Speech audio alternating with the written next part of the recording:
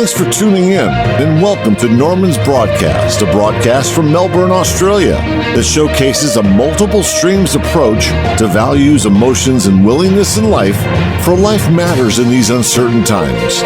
This show is brought to you by Norman with his unique point of view and is born from his accumulated experience, perspective in multicultures, food, art, and more.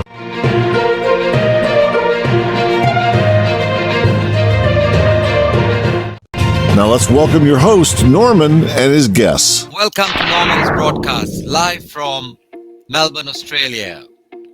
Thank you once again for joining me. Today is more a story. It's not an interview. It's more a story about a pilgrimage. We start by last year, my good friends, Jerry and Cheryl Mahoney, invited me for this journey. It was a pilgrimage to Our Lady Shrine in Velankanni. That's from Chennai to Velankanni, walking.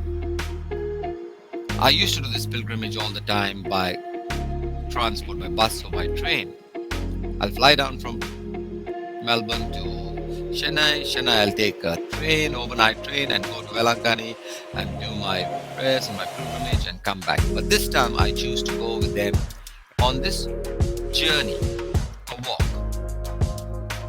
In the beginning, they warned me and said it's not an easy walk. There is a lot of obstacles and hardships on the way, which I love to do. I'm a person who will take up any challenge, and for Our Lady, I'll do anything. About the hardships, after all, no one said a 9-day, 290-kilometer journey on foot through the rugged highlands of Tamil Nadu would be a stroll in the park. So, when we set out to this walk, the obvious question was to ask everybody, what does this pilgrimage mean to them? In our group, there was 18 of us. So, it was right to ask the founders of this walking group, Betty and Andrew Mitra. Yeah. Hi, Betty. Hi, Andrew. Hi. Good to see you all. Yeah. Good to see you all. Andrew, y'all are the ones who had taken me for this big walk last year, the pilgrimage to India from Madras to Velankanni. Yeah. Can you? I've done it for 1 year. How many years have you all done it, Betty? 20 years. 20 years, and I'm saying it was a miraculous walk for me. Because I always come to Velankanni, but this is the first time I did it. I walked with you all, and I'm so much. It was a great journey. Now, when you all started this, Betty, how did this happen? Andrew, What? how It did started with Andrew going on the walk first. just two of you? No, I went actually with him on the second year. He was the first one who walked with another group. Yeah. He went to pray for me Really? because I was not well. Really? Okay. And I had a slip disc and I was bedridden. what? So he made the first walk praying for me. When he came back, I was cured. And I promised to make the walk the next year. And from then on, it's gone to 20 years. Fantastic. So you have seen miracle after miracle after miracle with Our Lady of Velankanni. Is that the mass?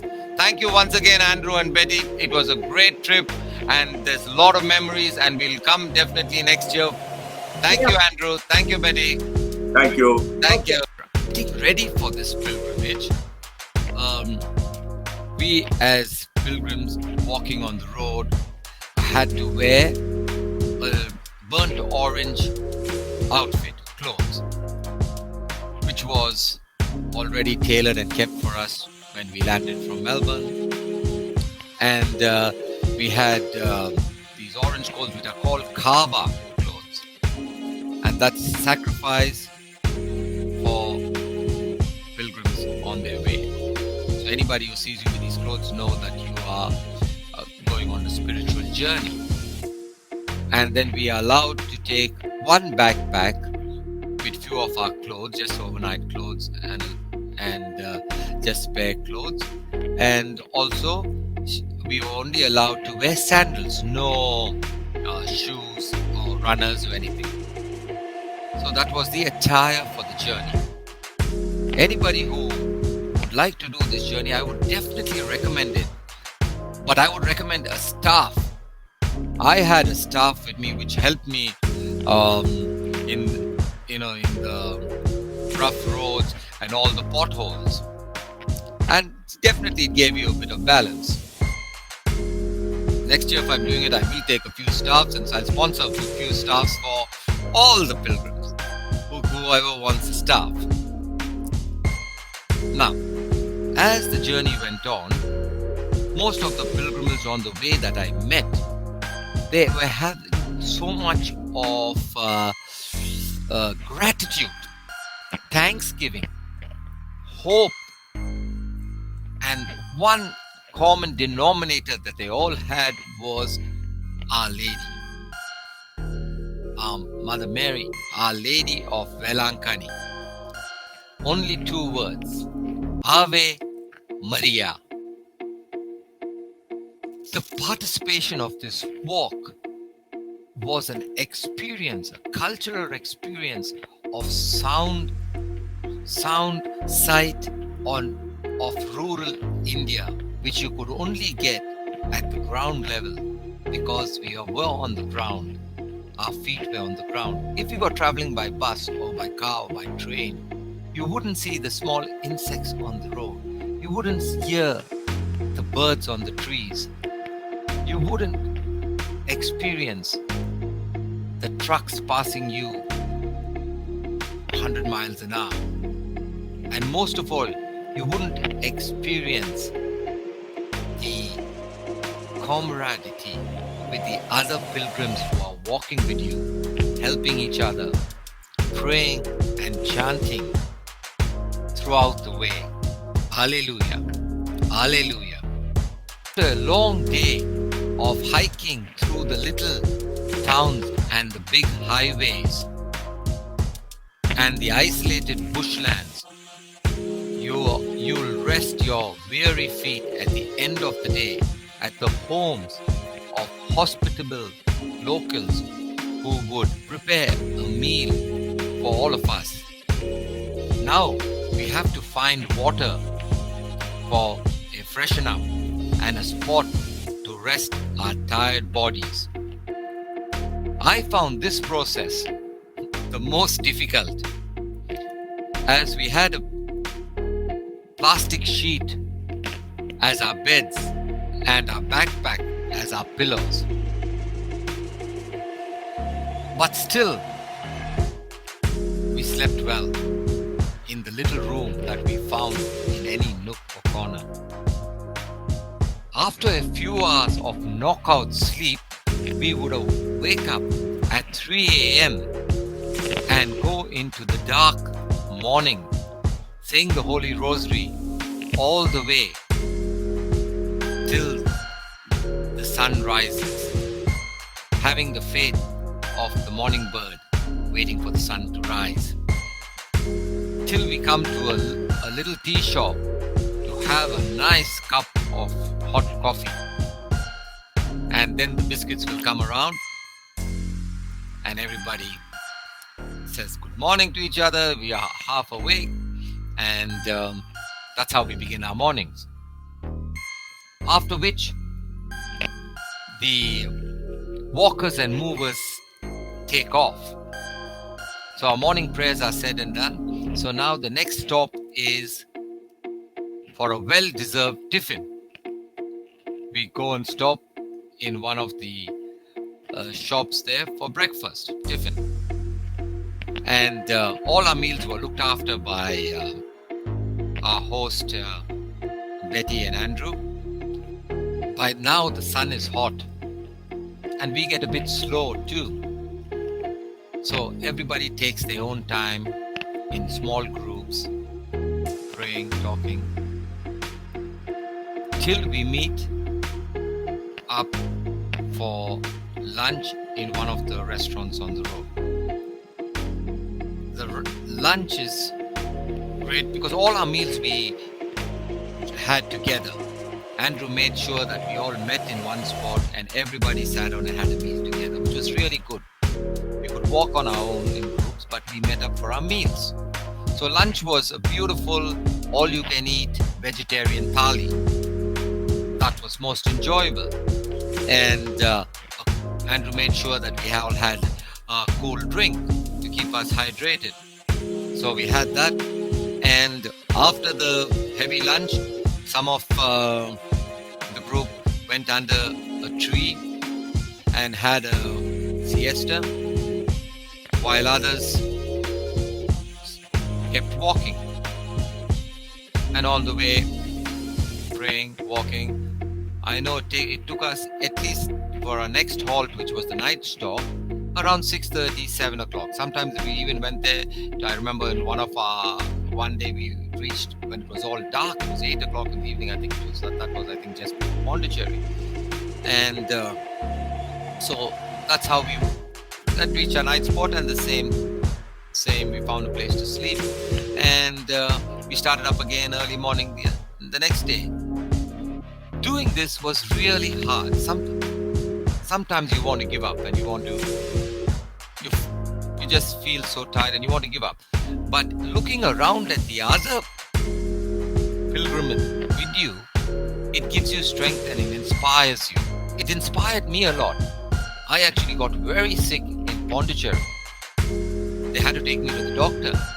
And he said, I can't tell you to stop, but I think you got a temperature of 104 and you can't, it's left up to you. It's your fate. So I went back. That night we had a motel to stay in. So I went back, had 2 slices of bread with Amul butter. That's my favorite butter. Then the next morning we got up again at 3 o'clock and the boys told me, if you're not feeling well, you don't have to come. You stay here and you can meet us in Velankanni in another 3 days. You can meet us there, take rest and come. I said, no. An old lady on the way when I was walking told me that Amma unna iluthin poiduvan, meaning that your faith will take you wherever you will not give up. Believe it or not, that day, after that high fever, I walked 36 kilometers and we reached Don Bosco. That was the dormitory we were staying the night in. And that is the miracles that happen to everyone. The story of miracles. Everybody talks about their own miracles that happen. That was mine. After that, I never looked back. To you, one of my good friends, Lawrence, from the south of India, from Andhra Pradesh. So welcome, Lawrence. Thank you. There we are, Lawrence. You're there. How are you, Lawrence, in India now with all this craziness happening? Yeah, can't really complain, Norman. Life's been good. Rather, we've been blessed that we're safe and holding on, as they say. Yeah, missing us. Actually, I thought I'd do it again this year, but maybe God has different plans for it. Maybe another year, another time. So Lawrence is talking about the pilgrimage walk that we went on last year. This year, because of the COVID, nobody could go because the roads are closed. There's no transport. There's nothing open.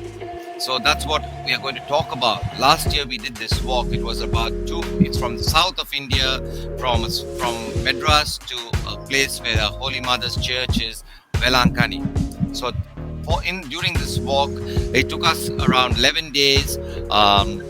Lawrence was there and we had a group of about 20 of us. It was really interesting. That's part of the walk. And so we'll show you how it was a pilgrimage for me. And it was really interesting. We had to sleep in the nights anywhere. We found room to sleep and we ate on the way. And it changed our lives.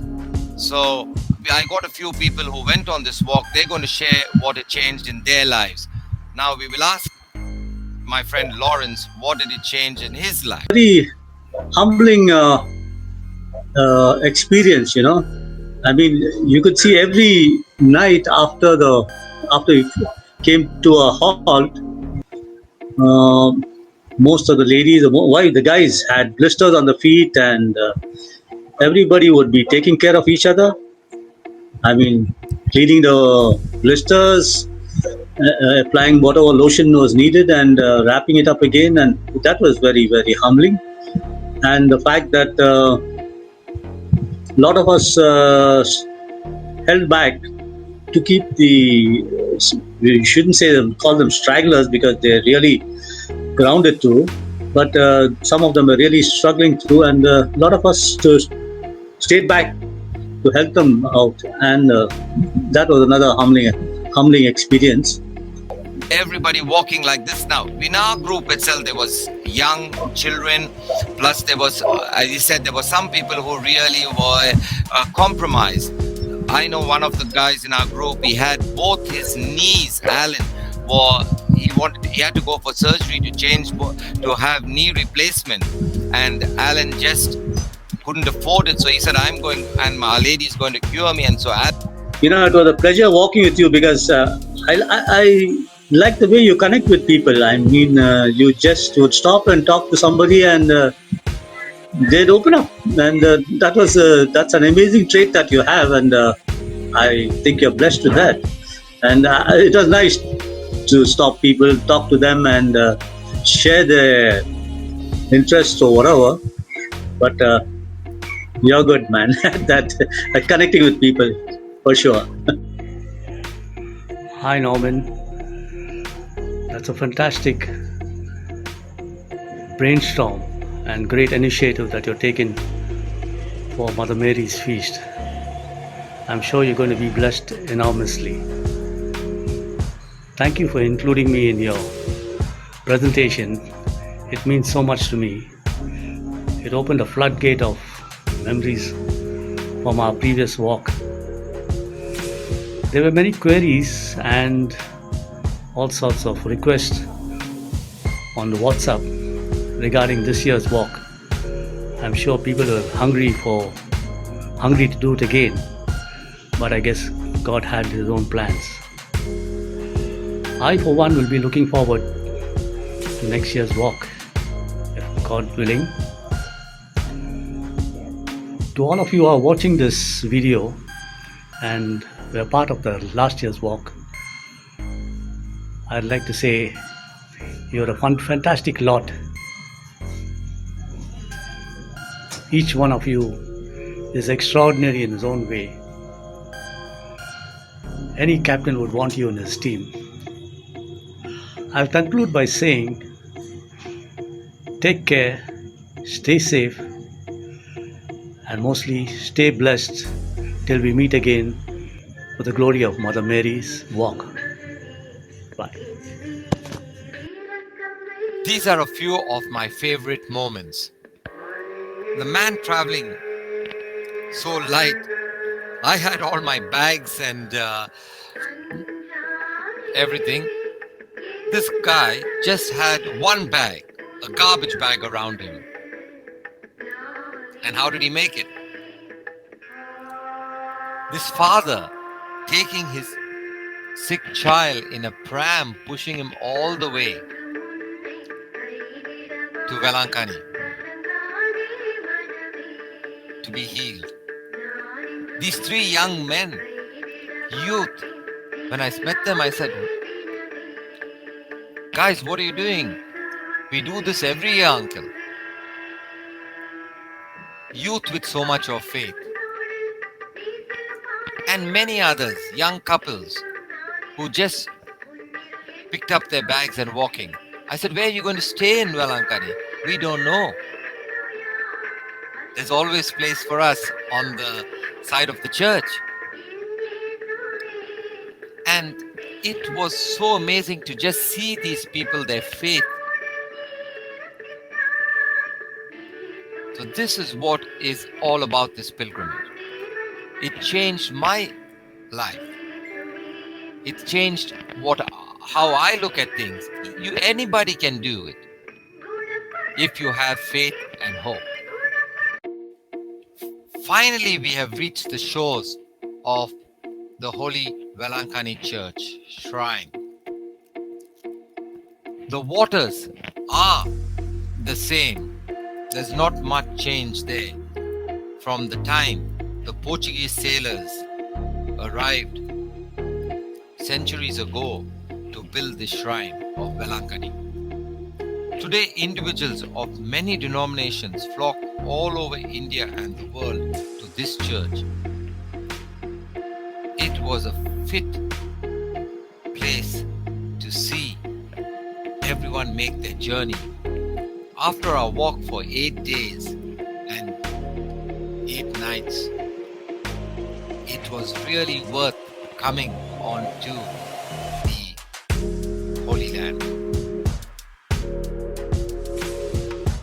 You felt sacred when you walked on those beaches, the water. You could see the cross on the church. You could hear the chanting.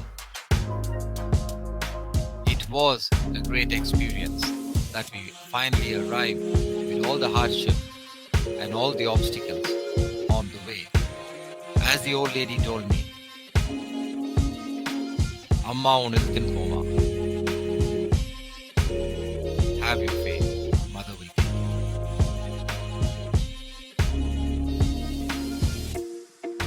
you. I was so lucky the next day to go and serve the food for all those hundreds of people who were standing there and waiting for some food.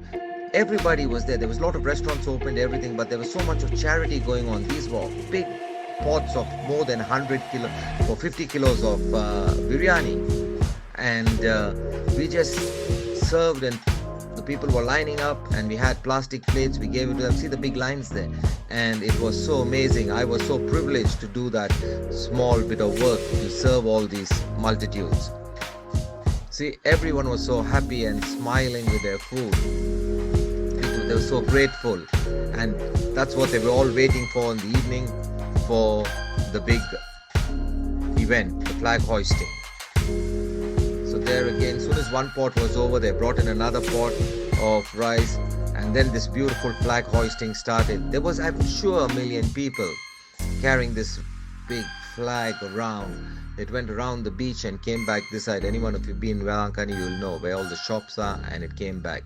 And it opened right in front of my eyes. As I said, I was camping up there for 4 hours, and it was worth every moment in the hot sun to see the flag and the angels just open their wings in front of me.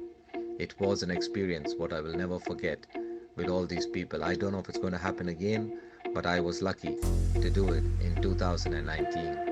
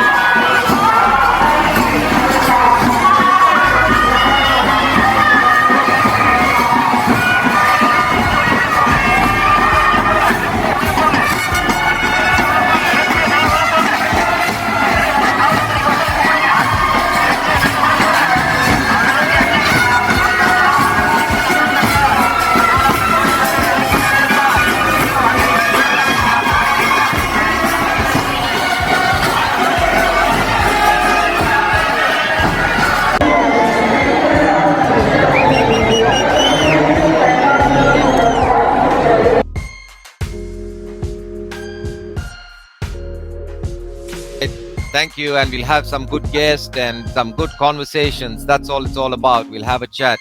Till next time, life matters, and thank you. Thank you, all loved ones. Hope you enjoyed this episode with your host, Norman. You can subscribe and find us on Twitter, Instagram, YouTube, Facebook, and our website, NormanBroadcast.com.